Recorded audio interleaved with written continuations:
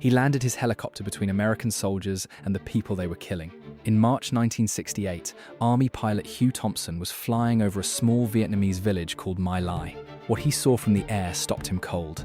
American troops were not fighting enemy soldiers. They were shooting unarmed women, children, and old men. Thompson set his helicopter down on the ground. He ordered his crew to train their guns on the American soldiers and open fire if they moved forward. Then he radioed for emergency evacuation and pulled survivors out himself. He saved lives that day. When he got home, the army investigated him. For years, he received death threats. Someone left a dead animal on his porch. The officer who led the massacre served just 3 years of house arrest before being pardoned.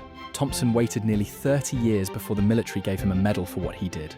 30 years for stopping a massacre. His name was Hugh Thompson. History's footnotes. The people the textbooks left out.